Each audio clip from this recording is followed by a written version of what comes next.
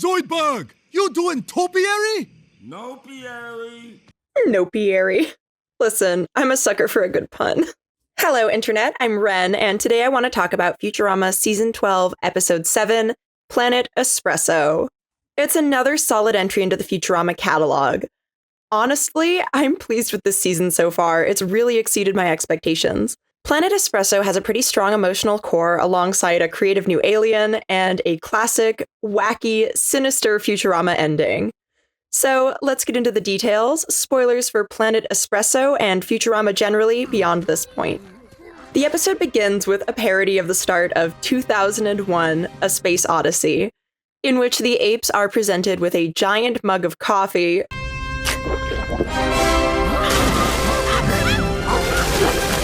before we cut to the theme song.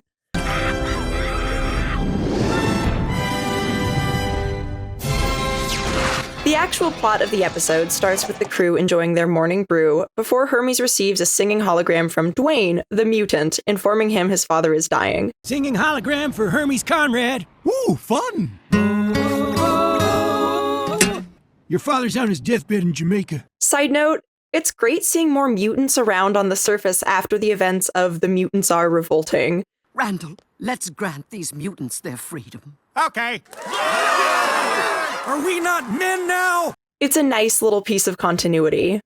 So, they all head to Jamaica, and Hermes reveals his dad, Bodrick, abandoned him as a child. Sorry about your pops, Pops. I didn't realize you had a Pops. I never mentioned him because he was a terrible man. Haven't seen him since I was 4. In a bummer of a flashback where the family barometer store is destroyed by a hurricane. How low can it go? Not this low. And he goes to seek his fortune in the jungle to rebuild. Say, a man can make a good living doing weird stuff in the jungle. Not a jungle, Daddy. There's green snakes in there. But never returns, leaving poor Hermes with childhood trauma. Upon arriving at the farm, which is disappointingly a coffee plantation. He's growing coffee? Best in the Blue Mountains. What'd you think he was growing? Pumpkins. They find all the plants have been burned. The crops are all burnt. Hermes goes to say his piece to Bodrick on his deathbed. There you are, you low-down licky-licky habashak. Now listen to me. But there's this running gag where his dad keeps needing to do things like turn on his hearing aids. Now listen to me, you low-down licky-licky habashak. And turn them on. Okay, you low-down licky-licky, etc. Or put on the right pair of glasses. These my reading glasses. Is there something I'll have to read? Yeah, my lips. Then I need my regular glasses. And Hermes tries to start like 4 times. And his only son. What kind of man leaves his family to fend for themselves? I'll tell you what kind. But then Bodrick kicks it before he can finish. And we get our second funeral of the season, complete with Bender as a 40% steel drum. 40% steel, baby. Hermes keeps it short, but understandably not sweet. I dare not speak ill of the dead. So, that's all I got. Although, I do love Bodrick's eco-burial vibes with the burlap shroud. To honor Badrick's last cuckoo banana wishes, he gonna be buried in a burlap coffee sack. Hermes and the professor haul him off and begin digging a hole to bury him in. But they find a mysterious hatch. This bit made me cackle. Should we go in? No, let's wait until I'm older. Of course we should go in. I also really love the shovel. Good thing I always carry my pocket gravedigger. At my age, you never know when you'll need it. They investigate and discover it's a spaceship, fueled by coffee. Would be fuel lines. Coffee? The professor won't stop licking things. I love the little coffee motifs like the bean-shaped windows, though. They discover some glass tubes labeled with the names of countries known for producing coffee, including one full of 5-million-year-old beans for Jamaica. And it's all written in alienese, the alien language we often see in the background, with secret jokes when translated, which does make me wonder if it's implied that these aliens are the originators of the language since it's their ship, and as we're about to learn, they travel around a lot, which would be a really cool addition to the lore. They find a bunch of alien bodies steeped in coffee. Coffee? and drink from some tumblers on the bridge. They immediately start tripping absolute balls It's a double mocha hallucino! with a vision of the coffee aliens, who explain they brought the coffee as a gift. They've come here to steal our coffee!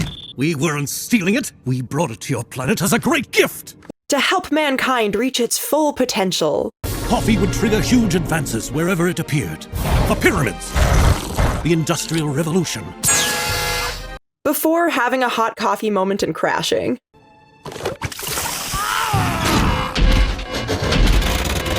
Mayday! Mayday! Coffee crotch! As a side note, if you are still one of the hopefully few people who believes that the McDonald's hot coffee case was frivolous, definitely look into that case because it's wild.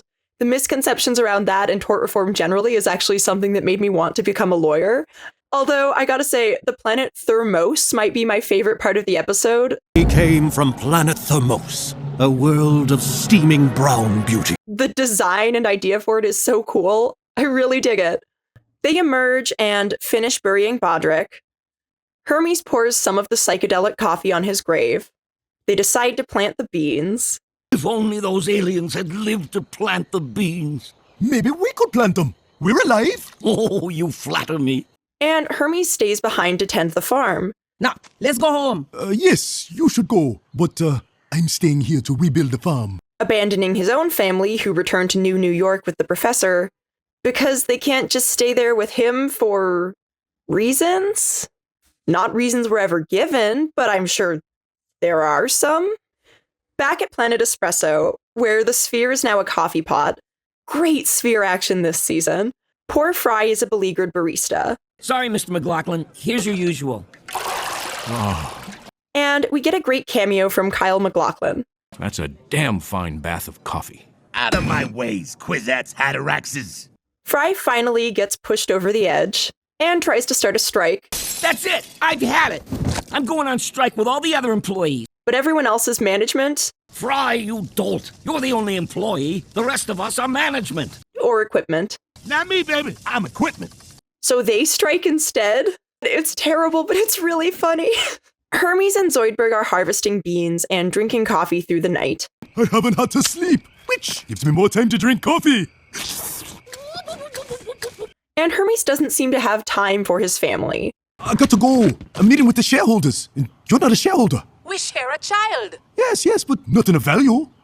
They consider opening a second location. One cafe can't keep up with the demand. We'll either have to open a second location or start poisoning our customers.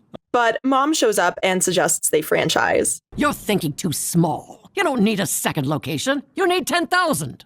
She has a brilliant scheme to get people addicted and then increase the profits by making the coffee worse. We'll get the whole world addicted, and that's when we jack up the profit margin by mixing in cheap trash beans. Gosh, I wonder where that's been done before. Hermes and the professor kick her out. And take your dirty, sexy money with you. Whoa! This bit with the slow dollar slap made me cackle though. Oh! Hermes has a chat with a shrub of his dad, which has been brought to life by the coffee. But hear me now, because I don't want you to end up like me. I'm nothing like you. He reveals he burned the crops on purpose I didn't let it burn. I set fire to it myself. because it ruined his life by keeping him from his family. There's only one growing season for a father and son, and I missed it.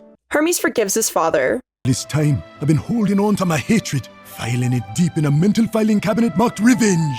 Or is about to when Zoidberg cuts down the bush. All I want to say to you is... I'm good at this. He returns home to his family, Pops! My ding-dong husband! who embrace him. Planet Express goes back to normal as all the coffee paraphernalia is removed because they sold it all to Mom, who reveals she resold it. I already resold the whole crap load for a butt truck of ass cash. We get another sweet moment with the family. Pops, aren't I a little old to be sitting on your lap? And heavy too. But stay just a little longer. And a shot of the transplanted Bodrick. And then we cut to the sinister reveal of side characters harvesting and drinking coffee. Harvest, harvest, harvest, coffee break! Harvest, harvest, harvest, coffee break! And the aliens return because it wasn't a gift at all. It was a tool of subjugation. Freed from the shackles of sleep, they shall serve us non-stop. They deploy their extremely cool habitat, and we close out the episode with the reveal that they're actually the Futurama version of the siren on the Starbucks logo, which is now everywhere. It's really good. And man, I gotta say, this one is just another banger. By keeping both the A and B plots well connected, it gave us enough time for a pretty heartfelt storyline around Hermes and his family, while also developing really effective anti-capitalist commentary about the evils of Starbucks in the form of Fry's failed strike, and the final reveal about the purpose of the beans.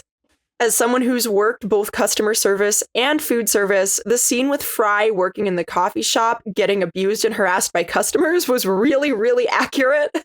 It's almost boiling. What room is that temperature? This one, Sugar Puss, 'cause you're heating it up right now. And the coffee itself works really well as surprisingly bleak satire when we consider that in a lot of places, people are so overworked that they need an ungodly amount of caffeine just to get through the day, or they couldn't sustain their unreasonably long, miserable hours away from their families. When do you get off work? I don't. I work 24 hours a day, somehow.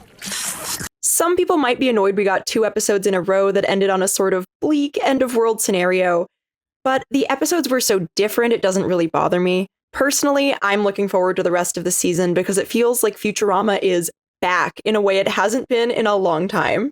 Although I do think the optics of giving Hermes a cheating wife last season and an absent father this season aren't, great. But how they resolve the storyline is really nice, so I'm trying to ignore it. But that's just my opinion. What did you think of this week's episode? What's your hot beverage of choice? And don't forget, boycott Starbucks. Like, share, and subscribe for more videos. See you next time. Wiedersehen.